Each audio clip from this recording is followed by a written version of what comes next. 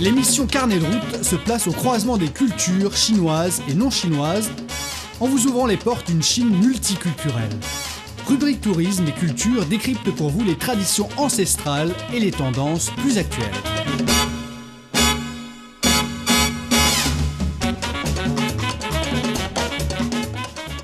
Bonjour à tous et bienvenue dans notre émission Carnet de route. Je suis Manon et aujourd'hui nous partons à la découverte d'un aspect fascinant de la culture chinoise, les régions productrices de thé. Pour vous guider dans cette aventure, je me fais accompagner de mon collègue Rogo. Bonjour Rogo. Bonjour cher Manon, bonjour à tous. Je suis ravi d'être ici pour partager avec vous le secret des plus belles régions du thé de la Chine. C'est un voyage qui nous mènera des montagnes brumeuses du Fujian aux collines verdoyantes du Zhejiang en passant par les terrasses spectaculaires du Yunnan. Donc on va traverser trois provinces. Ce sont toutes des régions productrices de thé.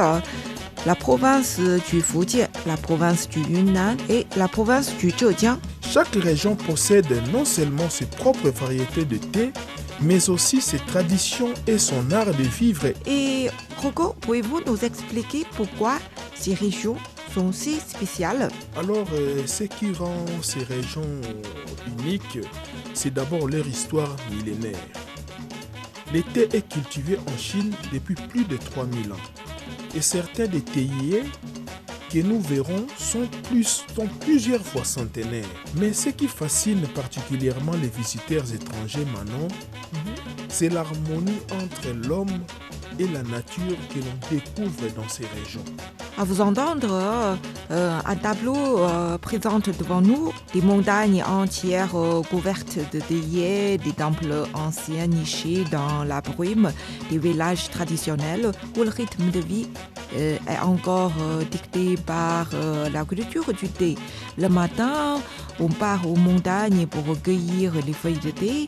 Le soir, au couchant du soleil, on prend le thé ensemble. C'est un véritable voyage dans le temps. Et Rogo, commençons par le Fujian. Que peut-on y découvrir exactement? C'est vraiment un véritable voyage dans le temps, mais avec tous les conforts modernes nécessaires. Bon, commençons par le Fujian. Et que peut-on y découvrir exactement? Oui, je voulais qu'on commence par le Fujian parce que le Fujian est extraordinaire. C'est particulièrement la région des monts Wuxi, des monts Wuyi, classés au patrimoine mondial de l'UNESCO. C'est le berceau du thé Oolong et notamment du légendaire Da Hong Pao, l'un des thés les plus prestigieux au monde. Les théiers poussent dans des falaises escarpées, créant des paysages absolument spectaculaires. Ah, c'est dur de les recueillir. Oui. Ce qui est fascinant pour les visiteurs étrangers, Manon, c'est de découvrir comment les producteurs cultivent le thé sur ces pentes abruptes, parfois à plus de 45 degrés. Mais je pense qu'avec le temps, les techniques de culture ont déjà beaucoup changé, non? Les techniques de culture n'ont pratiquement pas changé depuis des siècles. Chaque plant est soigné individuellement et la récolte se fait encore entièrement à la main. Ah, c'est pour ça que les thés se vendent si cher. La culture est encore manuelle.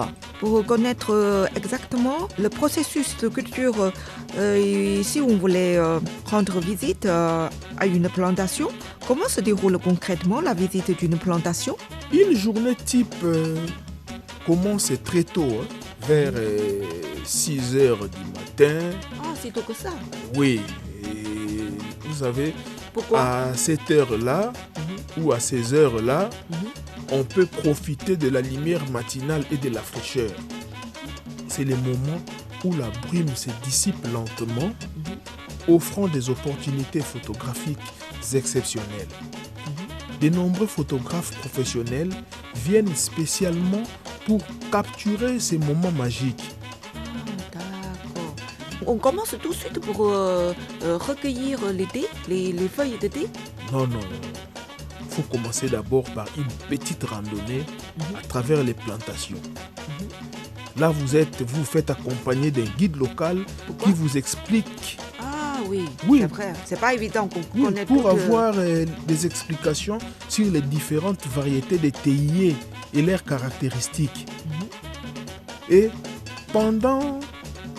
si cette visite se déroule pendant la période des récoltes, vous pouvez participer à la cueillette aux côtés des cultivateurs. Et rassurez-vous, c'est un exercice de précision. Il faut sélectionner exactement les bonnes feuilles avec les bons gestes. La cueillette, c'est tout à fait un métier. Hein. Il faut apprendre auprès des cultivateurs. Oui. Ensuite, Manon, vous allez visiter les ateliers de transformation où le thé est façonné selon des méthodes traditionnelles. Et Hugo, vous pouvez nous donner un exemple, par exemple le processus de fabrication du thé oolong. Le processus de fabrication du thé oolong est particulièrement complexe, avec plusieurs étapes de flétrissage, d'oxydation et de torréfaction. Et chaque famille de producteurs a ses secrets transmis de générations en génération. Et c'est passionnant. Et Hugo, pouvez-vous nous présenter les différents types de thé que l'on peut découvrir en Chine? La Chine produit 6 grandes catégories de thé, chacune ayant ses caractéristiques uniques. Par exemple, le thé vert, comme le célèbre Longjing du Zhejiang, est non seulement oxydé, mais garde sa fraîcheur naturelle. Le thé blanc, spécialité du Fujian, est le plus délicat. Il n'est que légèrement flétri et séché. L'oolong, partiellement oxydé, offre une palette d'arômes extraordinaires. Le thé noir, que les Chinois appellent thé rouge en référence à la couleur de l'infusion, est complètement oxydé. Et enfin, il y a d'abord le thé jaune qui est une rareté, autrefois réservée à l'empereur. Et pour finir cette liste, je vais parler du pu'er. Du pu'er du Yunnan, qui est unique car il est le seul thé qui se bonifie avec le temps. Comme le bon vin, hein. On peut le conserver le plus longtemps possible. Mais comment se déroule la dégustation du thé en Chine? C'est comme la dégustation du vin? Ah, c'est tout un art, hein, la dégustation du thé en Chine. C'est tout un art, Manon. La dégustation du thé en Chine, c'est un véritable art appelé Konfucha. Dans chaque région, vous pourrez participer à des cérémonies du thé traditionnel. À Hangzhou, par exemple, les maisons de thé près du lac de l'Ouest proposent des dégustations de Longjing selon les règles traditionnelles. La température de l'eau, le temps d'infusion, les ustensiles utilisés, tout a son importance. Pour le thé oolong, on utilise des petites tasses pour apprécier l'évolution des arômes au fil des infusions. La même feuille peut être infusée plusieurs fois et chaque infusion révèle de nouvelles nuances.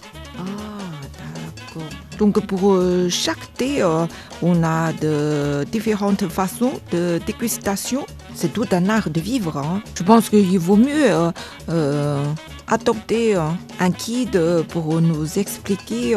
Sinon, on aura du mal à ressentir les petites nuances de chaque infusion. Parlons maintenant du Yunnan, Hugo. Tout à l'heure, tu nous as dit que Yunnan, c'est aussi une région productrice de thé. Qu'est-ce qui rend cette région si spéciale pour le thé? Ah, le Yunnan, c'est extraordinaire à plusieurs titres. C'est la région de plus vieux théiers du monde, certains ayant plus de 1000 ans. Le climat subtropical et l'altitude créent des conditions idéales pour la culture du thé. C'est ici que l'on produit les fameux pu'er, un thé unique qui peut se conserver de décennies et dont la valeur augmente avec le temps.